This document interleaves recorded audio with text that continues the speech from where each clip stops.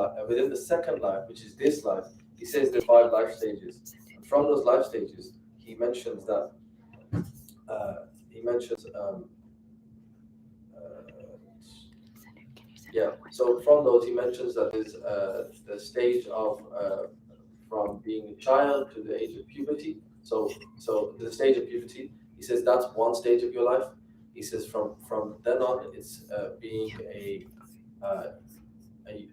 that's youth after that, and then he says to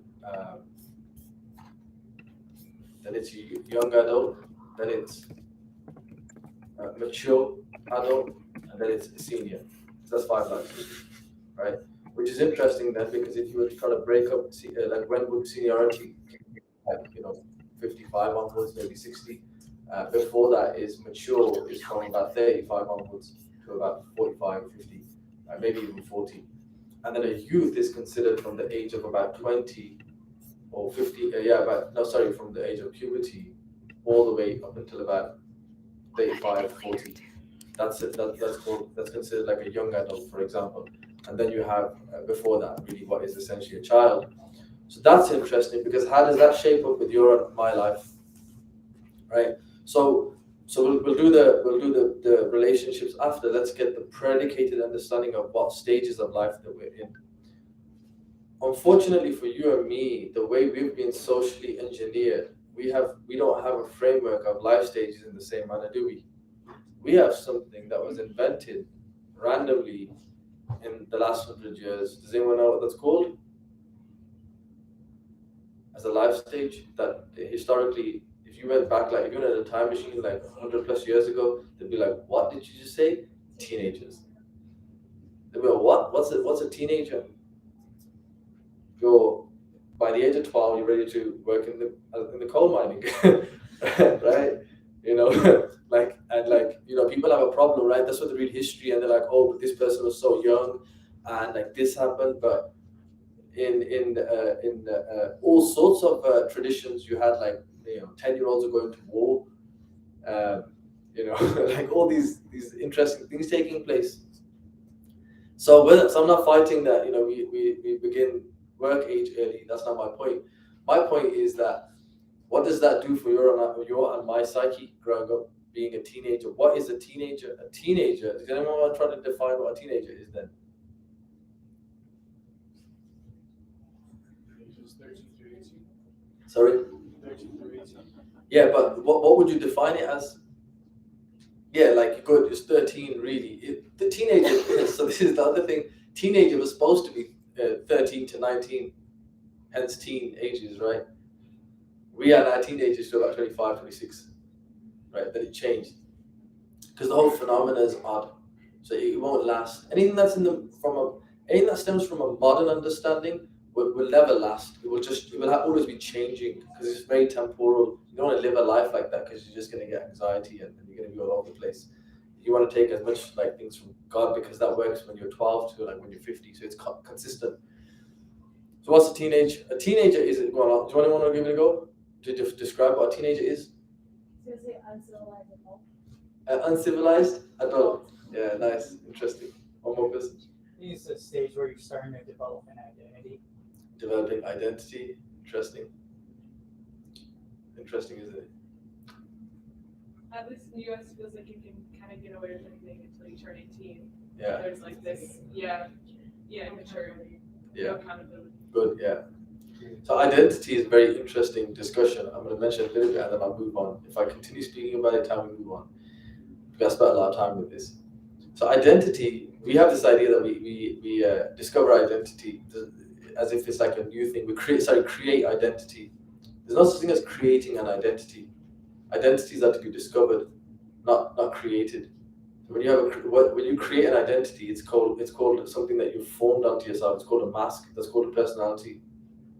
Persona comes from masks. So when we just create this identity, that's not the way things. What's more important is to find out what identity we actually have. So the first understanding of identity, the guy who the idea of identity links to the word idiot, because the first guy to move away from the group that he was already a part of, literally like idiotos or whatever it is, I can't remember the original, I speak Latin, But the original idiot was the one who actually left the group and said, I'm going to be different. That's my identity. Right? It's very interesting. So that's how most people try to like create identities, right? Like when we wear like certain clothes, look at me with this little thing, and I'm like, oh, this is gonna be my identity. I'm gonna be different, and I different can end up going one or two ways, right? You can look like most of the time you look like an idiot. At least for the norm, I get away with it because I'm a traveler, right? I got gifted this on the way here, but it's nice, huh? One of my Indonesian friends, he had one. And sunnah is, if you compliment something, if somebody compliments you with something, then you should gift it. So I was like, oh man, that looks so good. And he was like, ah. And then he dropped me off to the airport in LA, and then he goes, by the way, I got a gift for you. I was like, oh, subhanallah. What a shame. Astaghfirullah. It should inspire us. I was a long time ago, I met this big Afghani guy. He looked like, the guy from Cinderella. And that Gaston or Baston, his name is. His name Gaston. The dude, like big, strong, proper Afghani, like look like a rip of tree in his hands. And very gentle guy. I can't remember where in America he was from. And he had these nice sunglasses. And I said to him, nice sunglasses. He goes, there he goes, right? I was like, the first time I came across it, I was like, whoa, wait, what are you giving me? And he said, like, like one of those, like, you've complimented it and it was already yours type of thing. I was like, I can't take it. And subhanAllah, it was a big blessing. And funny thing is, so the idea is to learn from it. So I was in Turkey and I was like, I found this really nice ring. Like this is like the Prophet wore this one, like the red stone. So I was in Turkey and I found this really nice one and I bought it. And then this guy comes over, one of my friends from Australia, and he goes, oh, what a nice ring, like that over compliment. And I was like, mashallah, here you go. So I gifted it to him, and then my friend looked at me and he said, so what are you doing? Like you bartered for that, you took it down from like 400 down to 200, and then you're like, you're giving it away. And I said to him, I said, no, watch what happens. Because anytime you give for God, watch what happens. And then he was like, oh, yeah, all right, brother. And that's the difference of taqwa, because if you say it and you don't kind of have that belief, then you don't have that belief, right? But I genuinely, I've seen it before. I've seen it like a lot of times. So, and that's like the difference of yaqeen, right? You have ilm al-yaqeen, you have ayn al-yaqeen, and you have haqq al-yaqeen, right? So first, let it at least enter here. Don't be a skeptic and be like, oh, well, technically, you don't know. Just be like, okay, cool, like it. Because ultimately, why do things happen? Because Allah does them. That's it. Forget this. Like somebody asked me, and last week I did a class, and somebody said, but it was temperaments. So she said, but is it the temperaments formed by the parents, or does God do it? And I said, what's the difference? That's the beauty, right? That's the beauty of Islam. Like there's this science versus religion kind of conversation. Like, wait, how's that anti God doing it? So anyway, and then literally I was walking down the road like that same day, and this guy was walking. I'm in Turkey, right in Istanbul, and this guy goes, Sidi Isaaq. I look over, it's like this 55 or 60-year-old man, and I would have never taught like a 55, 60-year-old man. Like at least he wouldn't have called me Sidi Isaaq. So I was like, yeah. He goes, yeah, you taught my daughter works with you, and you taught some of my other like, children or something. And I was like, oh, cool. He's like, hey, listen, let me buy you a ring. And he just bought me a ring. And I looked at my friend like, Iman, brother, this is 500. Yeah? And so these are this is taqwa in that moment, like, just, and it's easier when it's just something comfortable like that. But anyway, so this idea of identity stems from, you see, I'm pulling back on the tangent after having done the whole tangent. But that's the idea of identity, So going back, so the teenager really was close, very like pretty much what you guys had said, is really an adult who doesn't have responsibility, or is absolved of responsibility, is not responsible. And of course they are responsible, but the phenomena says you're not responsible, which is odd, because it allows and opens up doors for what? For every action an adult can do, which should be responsibility should be with it, the adult is now able to do it without the responsibility. That's scary. What does that open up? What else is like the boyfriend-girlfriend culture? If not, at least from very much from a non-Islamic perspective, not that there's an Islamic perspective on it, but like the difference, I mean, from like a courting, going through just telling auntie, I want to get married, and auntie says I have this like book of like contacts, right? Like the proper legit way versus somebody just like having a relationship and having access to somebody without the responsibility that's involved, right? And so all these relationships are essentially marriage, right, without the responsibility, which is just incredible, because what else would protect like a whole group of people? It's marriage that protects people. It's marriage that protects that sacredness that people have. And that's why like Shaitan doesn't, he goes after the modesty aspect. He doesn't go straight for like a person's religion. He goes after the modesty aspect, so then you get comfortable doing X, Y, and Z, and then before you know it, you've given access to somebody. That's why like the shy girl and all these kind of traditional frameworks of like the shy guy and the shy girl, and yes, it's both, because what they were doing was they were holding back on that which was sacred, and you didn't have that you didn't have access without responsibility.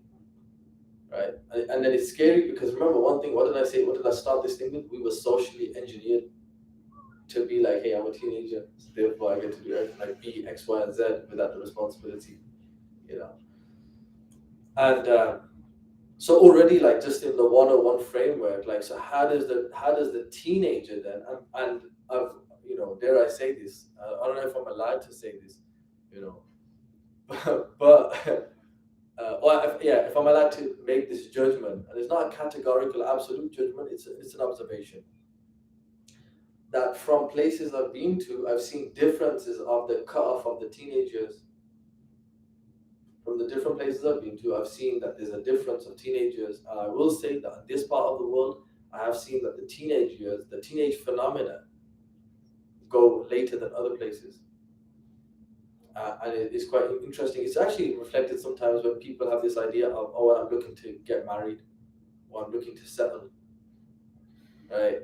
And this idea of, oh, what were you doing before that? If you're a grown person, what were you doing before that? So there's this unnatural kind of unnatural, problematic, non-divinely inspired system of man. That's everything that stems from secularism. Will become that, will be that, and that will be fostering. If God is fostering the higher versions of ourselves, then the opposite of that will be that which fosters the lower version of ourselves, and that's what these things will then bring about. And so those things don't just come in the marriage aspect. What do you think that now that child who now should enter young adult life and be consciously aware that I'm an adult, how should their perspective be in relation to their own parents and their life stages versus a teenager who's basically a 25-year-old dressed like a 13-year-old, and just chilling. The whole aim of that's why they don't want to get married, because they're just freedom and I get to just do my thing and and that whole phenomena is coming with like lots of like non-sacred things, and some of those things will be like, well, then how can you start to develop empathy? One of the interesting things is when you have a child, like when I had a kid, like when I have the baby, and I instantly built empathy with my dad.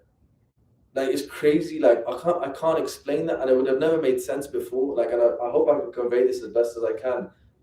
I all of a sudden, like, had dads can be in different forms and stuff, but we never saw our dad become a dad, right? We didn't know what dad was before he became a dad. Those of us who are fortunate to have dad, or dad was around, etc., etc. So what that does is you've got this recipient of dad, the teenager, who has not actually, and now when I'm saying teenager, I'm pushing it to like 25, 30, by the way, for some of us, okay? Which basically includes a lot of us, all right? Including myself in that conversation, by the way. We're all socially engineered by this system. So this teenager now wants all the perks of being an adult and the perks of being a kid, right? What does that create? Well, we've seen it all around, right? A teenager now wants the perks of being like dad without actually being a dad, for example. I'm not saying have kids straight away, by the way. I'm just saying that there's a phenomenon taking place here, and it's difficult for us because we can't switch it up, right? We can't just turn around and say Biden, changes the law, right? It's different. And I'll talk about how we're essentially and I'll talk about how with different systems that we live in, what we're supposed to be doing is if this is like God's law or God's natural system of things, and if this is now the unnatural system of things, right? So 20, 25, maybe trying to get married, and now it's like 30, 35, let's get married type of thing, right? So the aim for us is not necessarily, and I'll break this down further into like kind of like goals maybe for life, but the aim isn't like all of a sudden we shift our living to this. How are you going to do that? You can't roll back years and things like that, right? What you want to do is in that, wherever you are, you just try to shift as close as you can. That's it. Because this is better than this, right? Does that make sense what I was just displayed there? Any questions on what I was doing there? If that didn't make sense, I can imagine some of that. What the... It makes sense? So we have a system, okay? We have a system, and then we have another system. The system they're not the same systems, but there will be, in living, there'll be overlaps. So for example, let's give an example. Imagine a 27-year-old. A 27-year-old now who's listening to this talk is like, wait, Mohammed Isaaq, what are you saying? Like, I'm just a big kid, right? I'm not saying you're a big kid. I'm saying that you've been engineered to some degree to be a big kid, just as I have been engineered to be a big kid. And so what I'm saying is I'm not saying that your original plan was like, oh, after 30, whatever, I'm going to get married. Or some people will be like, well, Mohammed Isaaq, it's not that easy to get married, right? Well, that's why I'm having a conversation with everybody. Yeah, I'm not trying to just speak to this one person, like one individual. I'm talking about a society needs to start to consider a lot of these things. And so what I'm saying is the 27-year-old should be like, well, maybe I should put these other things a bit more of a priority than finishing my PhD, for example. The statistics on a PhD are crazy. Did I tell you the stats on a PhD last time? The stats on a PhD, I say this because I'm considering it. Yeah, I'm not a clever guy. All right. But you're a kid and you think like all these positions, and then you grow up and you realize they're just like every other person.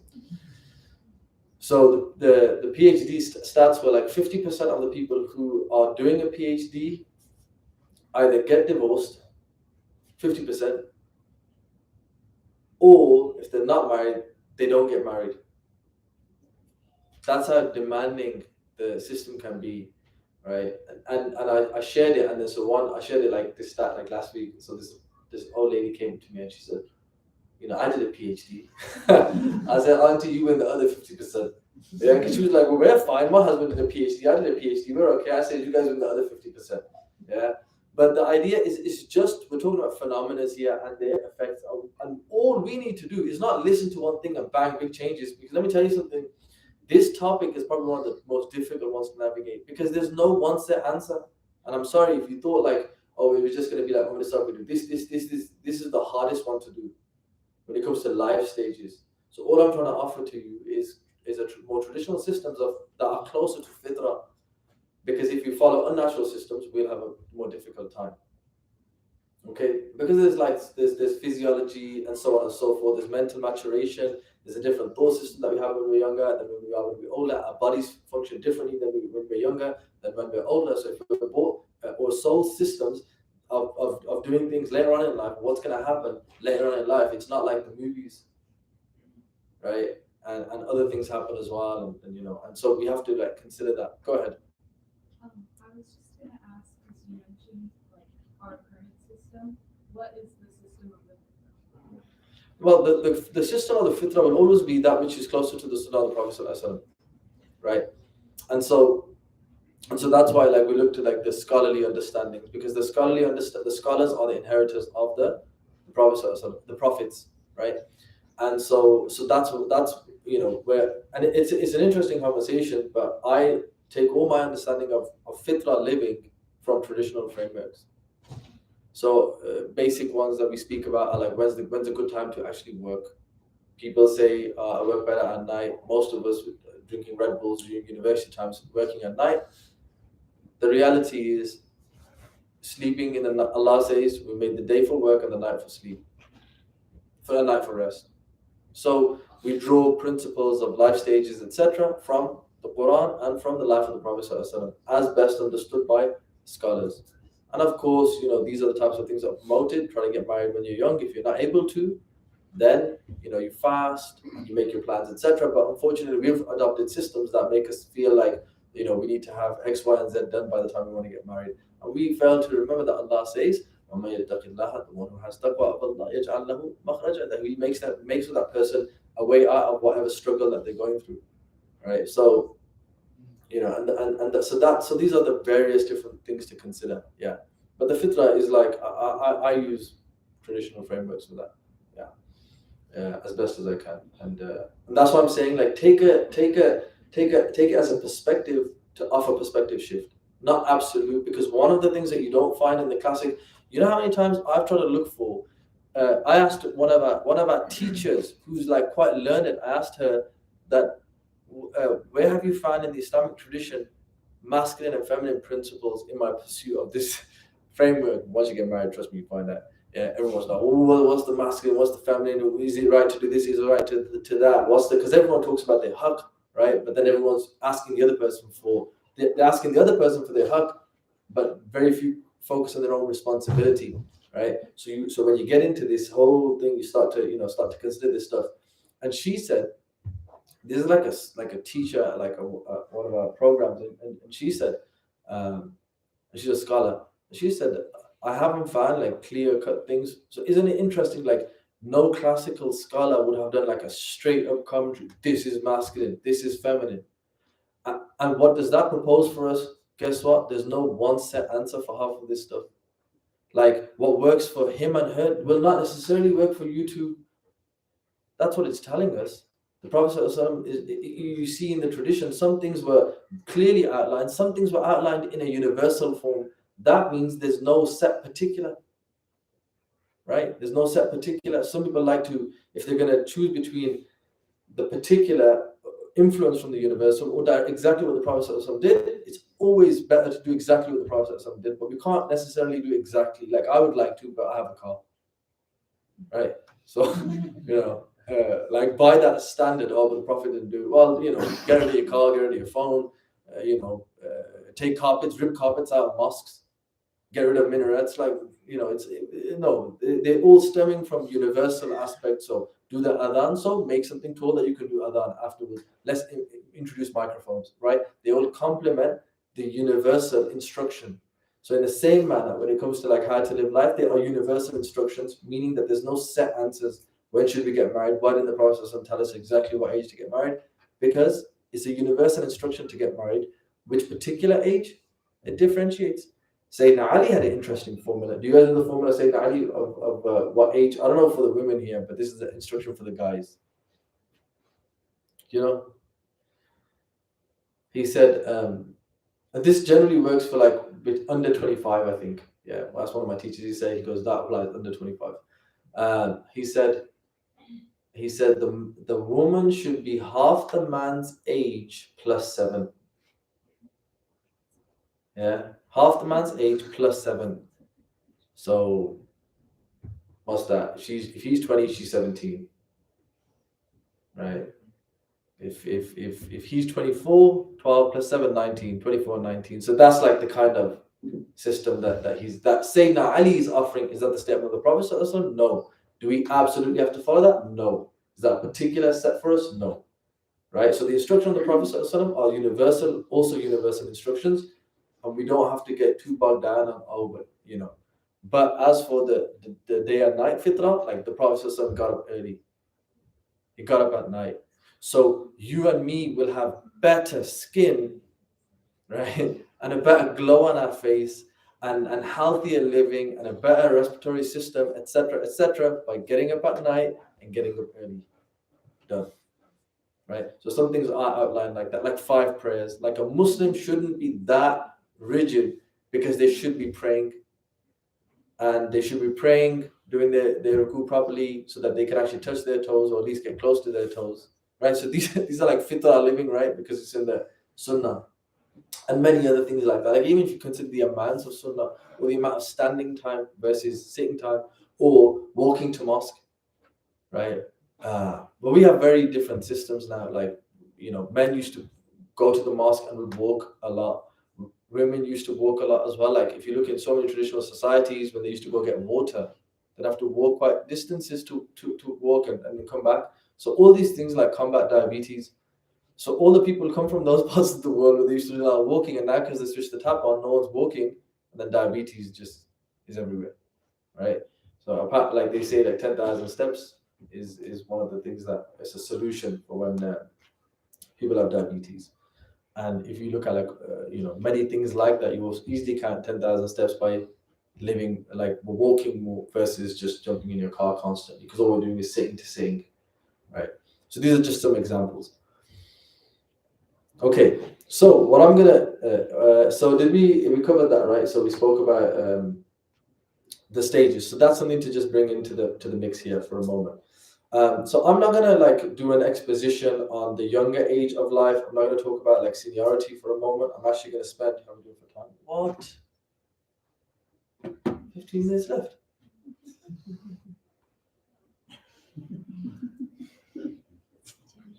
Did we spend that long?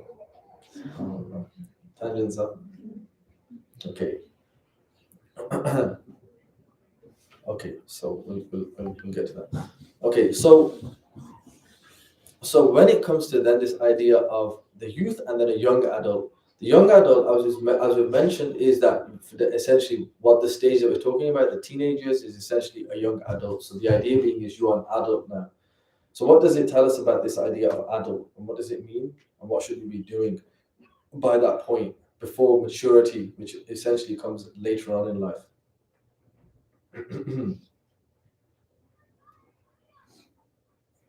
So the Shaykh also actually Imam al-Haddad also mentions that Ibn al-Jawzi, Ibn Qayyim al-Jawzi, he actually also does a five type of distinction of stages of life, and he says that the first is childhood, and that childhood ends at 15.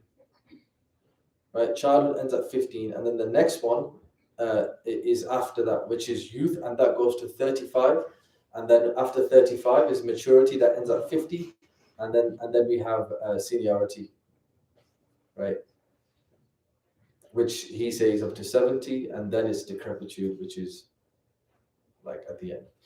So again, now which one? Who do we believe, Imam al-Haddad or they're just rough guide points, and you're going to see some interesting numbers, which some of you are going to get a bit shocked.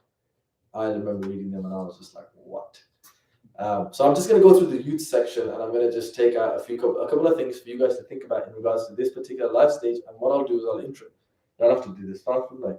All right. Okay. Okay.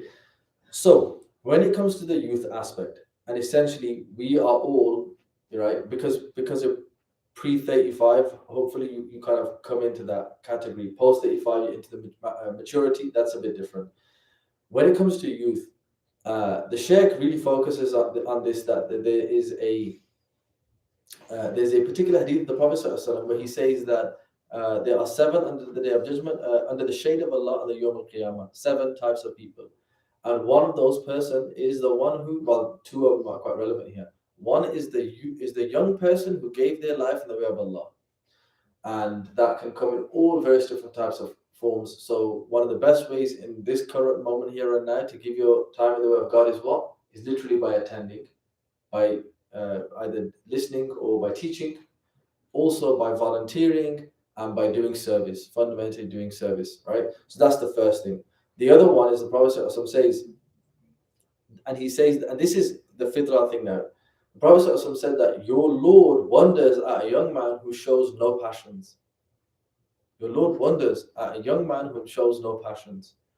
Meaning that this is the age of fostering passion. Good passion. Okay? This is the age of fostering passion. This is an age of, and this is a big promotion in the traditional Islamic framework, was that what are you going to do with your life at this age? that this is the time you will establish who you will be at 40, 45. There's like a meme sometimes on Instagram where they say like, be careful what you do. You're going to be someone's grandparent one day. And it's quite interesting, isn't it? Because we sometimes fail to remember that as we make our TikTok videos, right? We fail to remember that, wait, and me saying TikTok videos is the light edition, right? And there's far worse things that we all get exposed to and fall into that will be, quite embarrassing at a later stage in our lives. And so this is interesting, this idea of passion, which is essentially don't become like, discover your passions and make that life that you're trying to live for the future. So this is a time to not sit back. Sometimes, this is normally when you do like a kind of conversation or a talk on this is like, controlling passions and stuff like that. But there's also a phenomena where people actually don't really look into what they actually want to do or what their passions actually are. And so to be passive about it and to have a very like nonchalant type of like way about things will actually result in God looking at you like, I've given you a vital force, I've given you life. Is that what you're doing? Like, Netflix and Cheetos, right? Just like, just wasting the life away, right? And these things do kill passion. They do kill life force. No, like passion is an indication of life force. And to be honest, when people lose due to like various different actions, when they lose the vital force that procreates, right? There's a fluid within us that is procreation related, and if it's lost in all these bad mediums out there, then you find that every time when people lose that in these unhealthy haram manners, what happens is people's passions decrease. And that's where you find so much youth in today's time. They're just like brain dead. They're brain dead due to the fact that, because remember, now I'm going to get with Andrew Tate now, but like the matrix feeds on your life force, and the systems, and there are systems out here, because what I've just spoken about is a teenage system, is a system. The system feeds off us not thinking and not actually being passionate. And so one who's under the shade of Allah is a person who used their passion, their life force for Allah's sake. Isn't that interesting then? There's a verse where it says that, let there arise from you a band of brothers and sisters who will enjoin in good and forbid evil. That's the kind of people that are volunteering here today, setting up this, setting up that. And what a superstar, the sister who's got the boba thing, right, at these events, because she's like, yeah, fantastic. She's like, I'm gonna give boba for the sake of Allah, right? I'm gonna knock off $2 per boba session. Like these are the ways in which that these things can be created.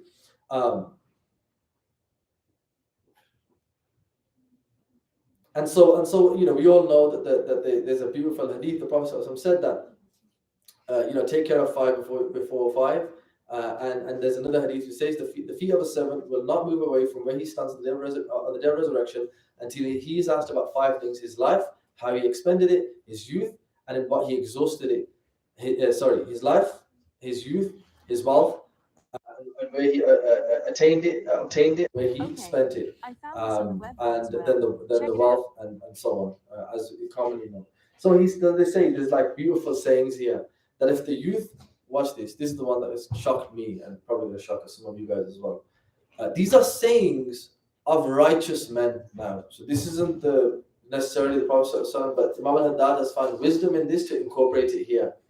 He says, if a youth, he said that they would say that if a youth has nothing to boast of when he reaches 20 years, he'll never have anything to boast of. Right? If you haven't reached by the age of 20 something that you can be like, yeah, I can boast about it. Not that you should boast, you can boast about it, then you really have nothing. And this is according to a time that when young people grew up at 12, 13. So for us, that extends. Yeah? That extends. So don't be like, oh, I haven't done anything with my life. Yeah, all I did by 20 was like have an Instagram account. So think for a moment then that essentially 20 is 7 years into growing up. You got that? That's what you want to see. So by 13, if 13 is growing up or 15 is growing, I'm being generous with 13, yeah? According to my brother Josie, is 15. So 15 to 20, he's saying in those 5 years, do something that you can be boastful about. And then by that point, who you've become is who you're going to be. So it's very common. I can't talk about stats here because I don't know, obviously, you know, your culture that well.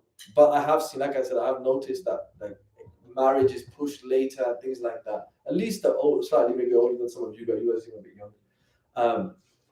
But in the UK, that phenomena would probably be like, you know, by 24, 25. Because people kind of wake up by 20. And so 20 to 25 is a moment.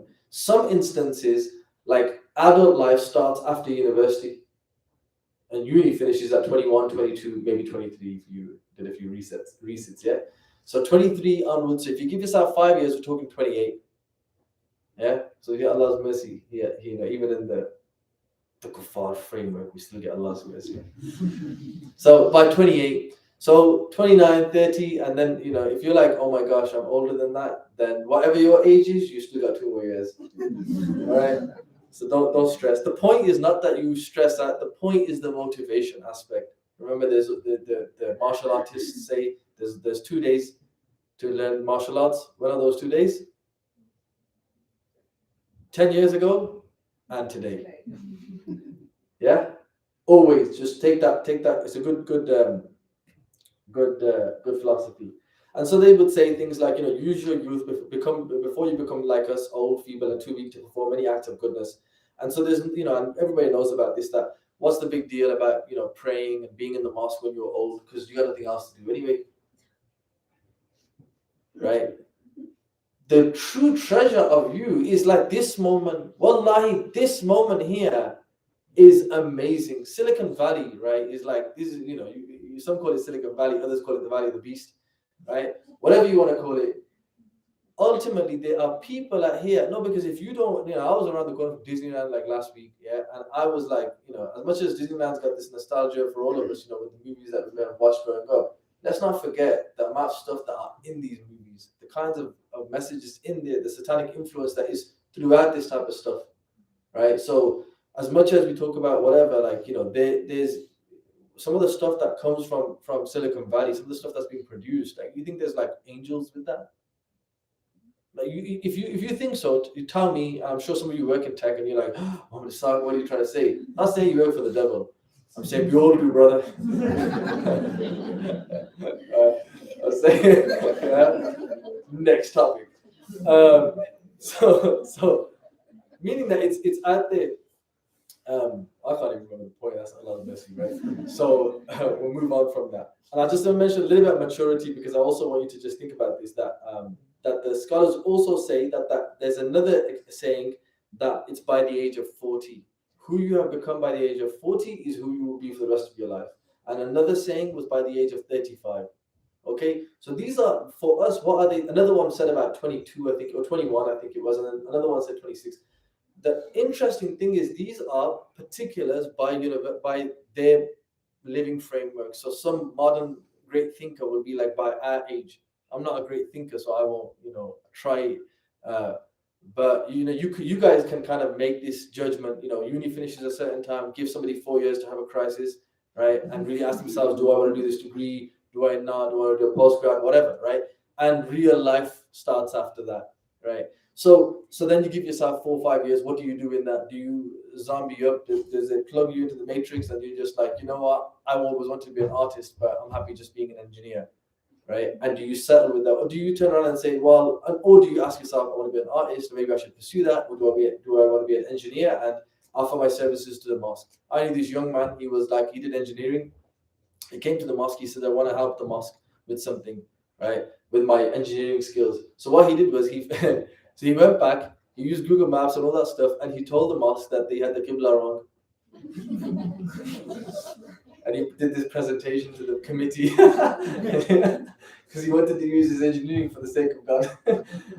and so the whether the mosque, you know, accepted it or kicked him out, right? That's a separate thing. Or they found a rukhsa and said, you know, it's like we have a 45-degree leeway this way or that way. The point is that young man used his skill set for the sake of God. When you give anything for the sake of God, what happens? It just increases. لِكُلِّ شَيْءٍ zakat. Everything has a zakat. And so when you give, so the Prophet says that everything has a zakat. So when you give your skill set for God's sake, what happens to your skill set? The same thing that happens to your money, it gets purified and it increases. If you give your skill set for God, look at Najma, she's doing a little technical thing here. And she's, learning the Instagram lives and whatever. Who's she doing that for? At that point, she's pressing enter, everything blocked for Allah's sake. She doesn't have to be here, but she's doing it. And when she does that, she uses her tech skills for God's sake. So Allah purifies her tech skills and increases her tech skills. I guarantee you, mark my words, don't worry about my words, it's God's words here. She'll just get better at this. It's just by activity. We don't even have to say Ameen for that. We want to say Ameen because Ameen says me too. Right? Ameen says me too. Right? And the angels say, all right, for you too, sucker. Right? And they don't say sucker because they have to go by the mercy of Allah, right? And that's the hackers also make dua for the next person and you will get it for you because the angels do it for you. So it's not our version of dua, it's the angels' version of dua. So those are some of the things that there was a few more things there that I wanted to mention. And then we have like fundamental things when it comes to family and relationships. And so I wanted to get into some of the things about parents, about siblings, and so on. We'll just root ourselves in some of the Quranic verses where Allah subhanahu wa ta'ala says, وَاعْبُدُوا اللَّهَ وَلَا تُشْرِكُوا بِهِ شَيْئًا وَبِالْوَالِدَيْنِ إِحْسَانًا. That worship Allah, don't do shirk, right? And with your parents, do ihsan. The interesting part of that, and ihsan is excellence, meaning go above and beyond. That's the principle here. The ihsan is saying, that God is saying to us, worship Allah and don't do shirk with anything and go above and beyond for your parents. Right? Now, what do you think about the same framework that promoted to us teenagers? What do you think that framework told us about parents? That dad is Homer Simpson. That every Disney movie from the age of 90, from the 90s all the way to about 2015, I don't know, or 2010, I'll probably start watching them after that. It was probably like, those ones, not the actual big ones, the ones that were like Disney Channel level movies, right, or shows. In those, the dad is always a doofus. Yes or no? Yes or no? The dad's always a clown. What do you think that did to your social engineering growing up? And this is something for the parents out there that, that one of the teachers said it, that, a TV is like having a gutter in your home. Just like a sewage. Yeah. So unfortunately for us, we got sewage in our pockets now, right? But, as extreme as that can get, the point is that look at the engineering that we've had there and look what Allah's saying here. So if Allah's saying go above and beyond, and again, I don't want to just make it about Disney, but just this other, shaitani influence is going to be literally the opposite. What's the opposite of going above and beyond? What's the opposite of ihsan?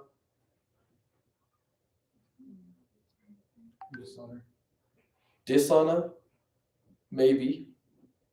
If you look at it just on a flat scale of like opposites, it's basically the lack of the thing, right? But dishonor is a good one, and dishonor is the conclusion of doing the lack of, basically. So the lack of going above and beyond is doing minimal, and minimal for those who have broken their backs for you is dishonor. That's the link there. That if you do the lack of it, like darkness is what do we call darkness? It's actually a lack of light, which results in darkness. This is a principle in learning. So the lack of the thing will result in what the opposite we commonly understand as. So the lack of doing excellence for parents is actually will end up being dishonorable. So all this understanding that Allah saying go above and beyond, and then we're being trained with this idea that forget your forget kinship. Like the Silat al-Rahim is linked to ar-Rahman, which is linked to the womb, right? These are the essential links that we have. Your charity goes to those places before it goes eventually to it goes. You find the people who are eligible for zakat in your own kinship first, and then you go out to those other places, right? So you have to be like, hey mom, do we have any relatives back home, for example, who would qualify? Like these are the things you need to start to consider.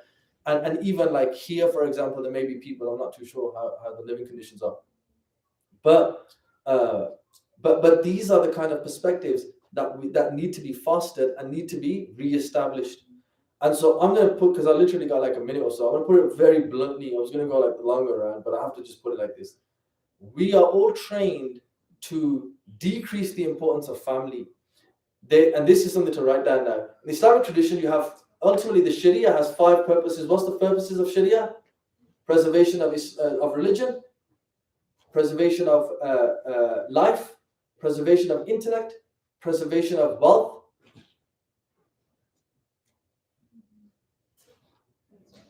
What's the last one?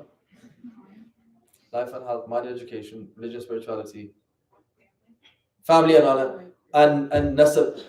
Family and honor. People in today's time, what do you think is promoted from those 5 as being the most important thing? Mind and education, right? Education. So that takes top spot. Religion and spirituality will probably be in and around the top 3, right? Because we're Muslims, it's up there for us. What else do you think is around the top? So what have we got? Preservation of family, preservation of life and health, and wealth. So which one also is up there? Wealth, most likely. As a result, what are the 2 things that people then therefore, simply on a probability scale, using maqasid al-Sharia, the higher objectives of Sharia as understood by scholarship, what are the 2 that are automatically, just because of priority, which are the 2 that are ignored? Life and health and family and honor. And from those 2, which one do you think is generally prioritized?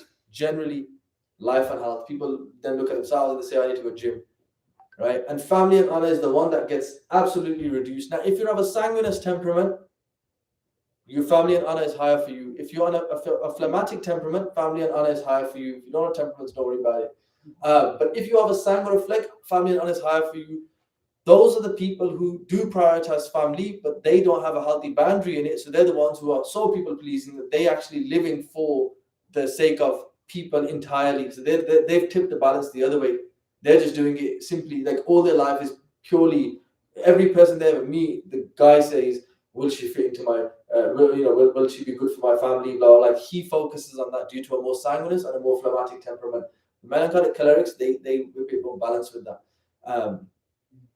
Sorry, not necessarily balanced, they might actually ditch that a bit more. But overall, we are designed to ditch that. So all this boundaries understanding, all this modern phenomena that we have of you do you, a self-centered understanding, these are all the complete opposite of family.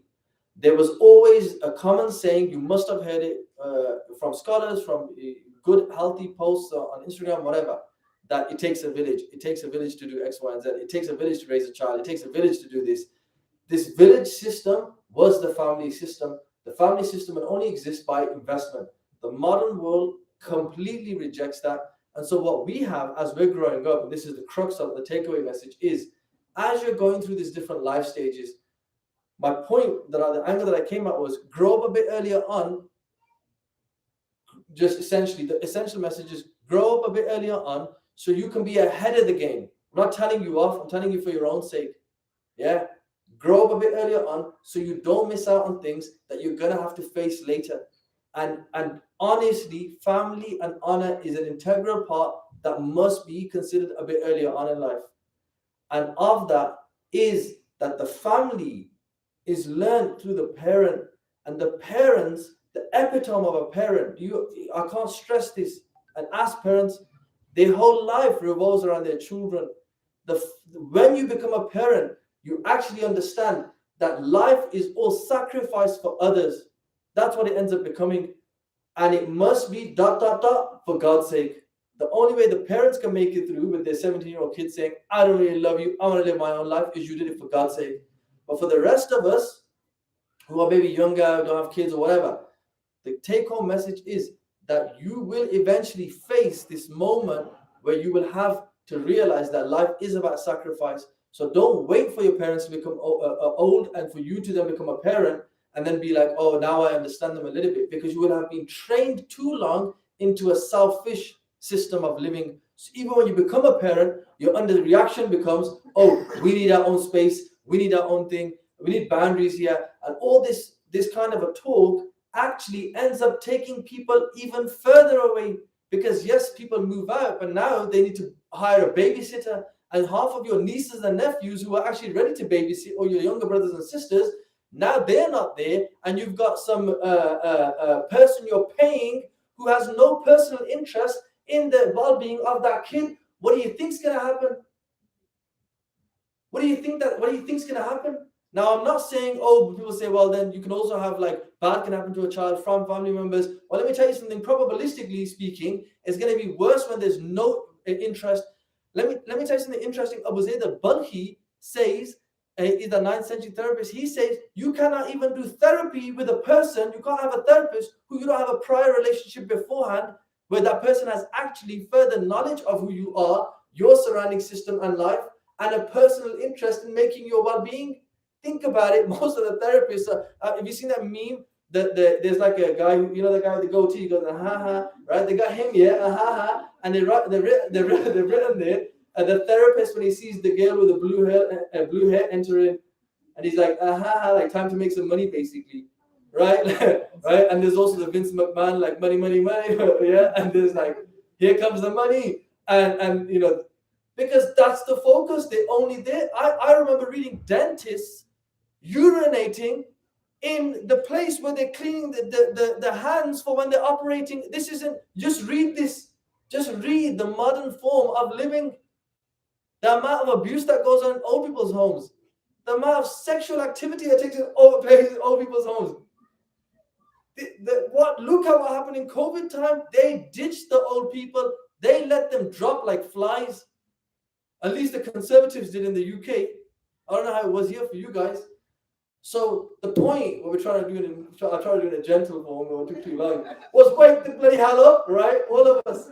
And that is what the opposite of ghafla is. Ghafla is to fall asleep. Taqwa, the final word that we could bring here, is waking up. When you are awake, you can maintain those relationships and look after people. And when we fall asleep, we pray to the system. We become people at the dinner table, on the menu. That's what happens to us, right? But when we become people of passion, we actually remove ourselves off the menu and onto the dinner table, right? And we actually start doing things with our lives. You're very precious. You've done a fantastic job of being here. Allah will reward you for that. I pray that Allah rewards you even more. The one who acts on what they have, Allah gives them more knowledge. And the one who acts on what they have, Allah gives them an increase. The first form of shukr for anything that you've gained of khair here from Allah is to act on it, and you will get more of it. And if you don't act on it, it was inshallah, I pray it's still something for you, but the ummah will just go from, to quote a sheikh, from one nightmare to another. So we ask Allah subhanahu wa ta'ala to be able to allow us to realize the intricate roles that we play in the ummah. That's what we are. We are the ummah. This is it. If you do shukr for the ummah gets an increase. Right? We do the gratitude circle. If I thank God for my BMW, I'll get extra, tints on my BM, right? Because if la in shakartum lazidannakum. But if you thank Allah that the ummah, look how many young people are here. It's beautiful. One of my favorite places I raved when I went back to the UK. I was like, oh, Las Gatos. I love that place. Probably pronounced like nobody pronounced it. Las Gatos. Better than Las Gatos. But it's beautiful. May Allah bless all of you guys. Allow you guys to recognize that at the end of the day, your mates are not going to be there. Your friends, these people are not going to be there. Your boss is certainly not going to be there. Your parents are going to be there. Your siblings are going to be there. And when they're not around, your cousins are going to be there. That's the way humanity has worked. So as a ummah, we need to recognize, wake up to these types of things, inshallah. If there was any khair in what I said, most certainly it was from Allah subhanahu wa ta'ala and the guidance of parents and teachers. And if there was any shortcomings in anything that I said, most certainly it was from myself and from shaitan. And astaghfirullah wa atubu ilayh. We ask Allah to forgive us for any of our shortcomings. Usikum wa usi nafsi. I talk to myself and I advise myself before I advise others. And thank you for inviting me here today. Alhamdulillah.